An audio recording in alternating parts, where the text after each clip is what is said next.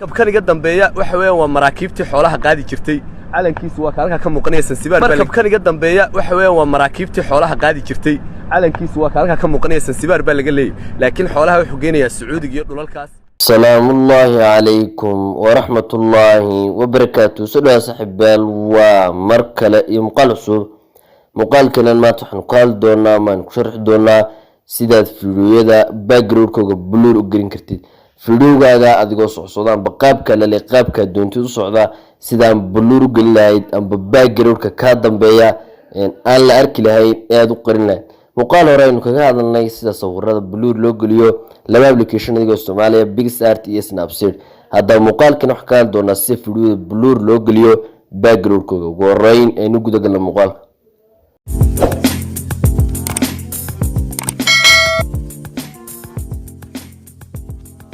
marka ugu horeysa waxaan ku sameyn doonaa application CapCut leeyahay siro fudud oo waliba easy ah marka ugu horeysa waxa soo furan doontaa Play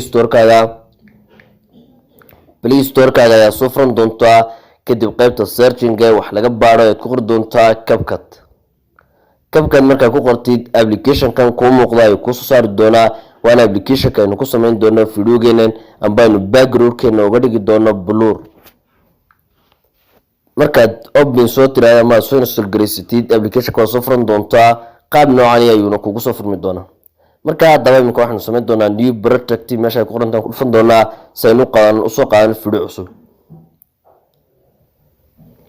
waxa soo qaadan doontaa marka fiidiyowga baanta inaad background-kiisa blur gelisid imika fiidiyowgan ayaan soo qaadanayaa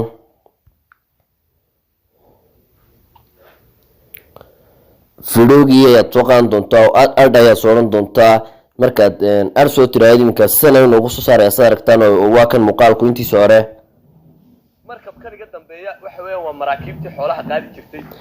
sadkaar kastaan imika markabka inta waxaan doonaynaa inaan blur gelino markabka badda iyo waxyaabaha ka dambeeyo dhan marka ugu horeysa adigu halkan hore jooga ayaa waxaad ka tagi doontaa meesha ay ku qoran tahay effects markaad tagtid video effects ay ka tagi doontaa video effects markaad ka tagtidna meesha basic ku qoran tahay si tagi doontaa basic hooseed yar wadi doontaa kadib meesha blur ay ku qoran tahay ka tagi doontaa blur marka ku dhufatid mar labaad ay ku dhufan doontaa si aad u dooratid inta rabtid su'aalaan waxaan ka dooran doonaa aduu ilaa intaad adba blurrinka inta rabtid ka dhigan doontaa marka aduu ilaa dhowr 20 baa ugu yar fiican 20 ka dhigan doonaa markabkaniga dambeeya in ka saartay fiidiyowgii gabigiisa blur aynu gelinay waxa weeyaan waa maraakiibta marka waad weejii doontaa blurring oo inta hore kaliya tay u saaray imka blur ay way gelin doontaa fiidiyowga gabigiisa blurring aynu gelin doonaa intan dambana iska jar doontaa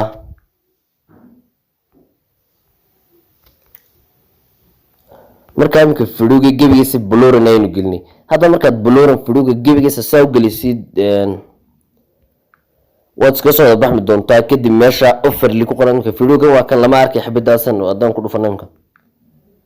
markabkaniga dambeeya waxa weeyaan waa marka hadda waxaan soo dul dhigi doonaa fiidiyowgii isagoo kala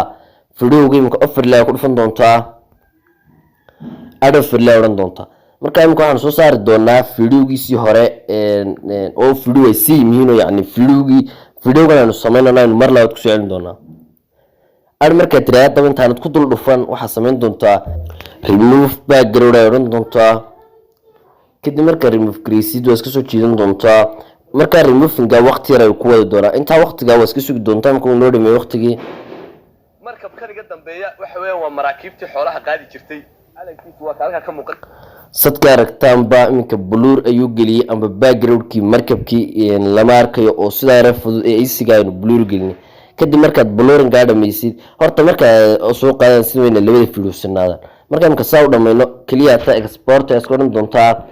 oo sidaas ay ku export gareysan doontaa oo muuqaalkaasi gallery-ga kugu geli doona habka yar aad iyo aad ka fudud ayaa fiidiyowda blur loo saaraa soo kale muuqaal hore aynu ka sameynay sida sawirada background-ka blur loo geliyo inaad aad iyo aad uga faa'iideysteen filaya inta ay soo gudbiyay muuqaalkeenan fadlan dadka boqoshadka subscribe saar fiidiyowga like saar aad iyo aad u mahadsantahay